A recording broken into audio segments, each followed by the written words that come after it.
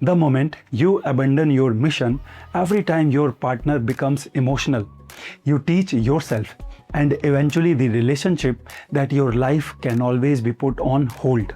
And that is dangerous.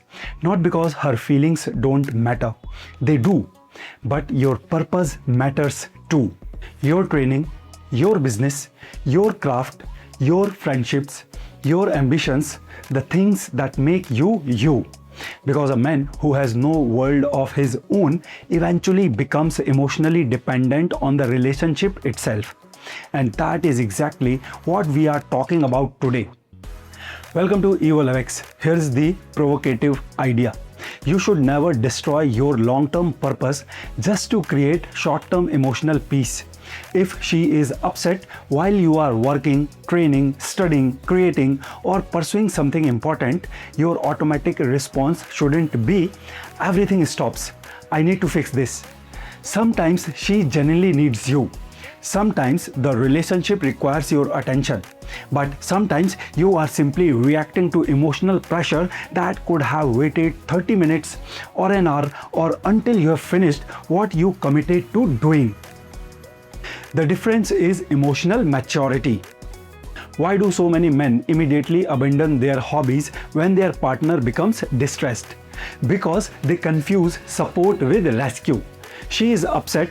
You feel uncomfortable, so you immediately try to solve it. You cancel the gym, you stop working, you abandon your friends, you put down your guitar, you close the laptop, you spend the next 2 hours trying to make her feel better. And when her mood finally improves, you feel relieved. But look at what just happened. Her emotional state determined your behavior. And if that becomes a pattern, your entire schedule starts revolving around someone else's emotions. That is not leadership, that is reactivity. A healthier response sounds like, "I can see you are upset. I care about you. I am going to finish my training and then let's talk properly." That is completely different from ignoring her. You are acknowledging her emotion without surrendering control of your entire life to it. Your hobbies aren't necessarily just hobbies. For a disciplined man, they can become part of his identity. The gym represents physical development. Music represents creativity. Business represents ambition. Reading represents intellectual growth. A craft represents mastery. These activities create something incredibly important: self-respect. Every time you keep a commitment to yourself, you reinforce the belief, "My word means something." And that is powerful because confidence isn't created by motivational quotes. It is created by repeatedly doing what you said you were going to do. You don't need to prove your value through emotional coldness.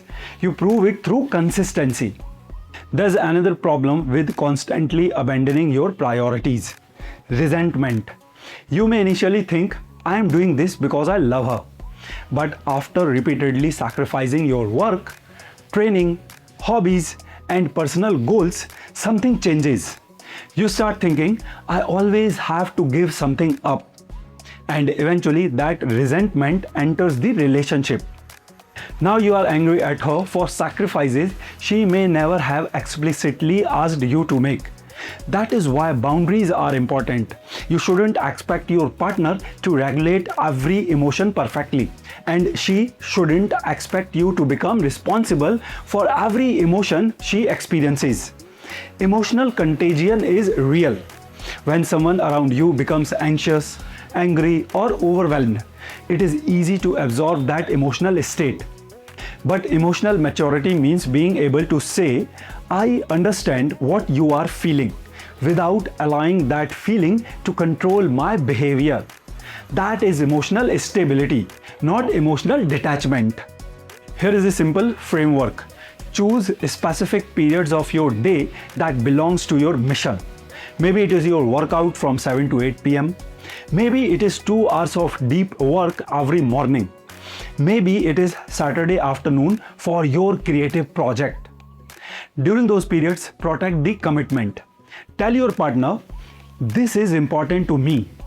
If it is genuinely urgent, I'll be there. Otherwise, let's talk when I'm finished. Notice the difference. You are not saying your feelings don't matter. You are saying your feelings matter and my commitments matter too. That is a much healthier foundation. And here is the rule. Mission first does not mean partner last.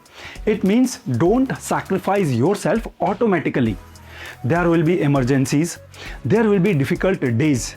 There will be moments when your partner genuinely needs you. Show up, but don't turn every emotional fluctuation into an emergency. Here's where things become interesting. When you stop making yourself permanently available, you don't necessarily become less loving.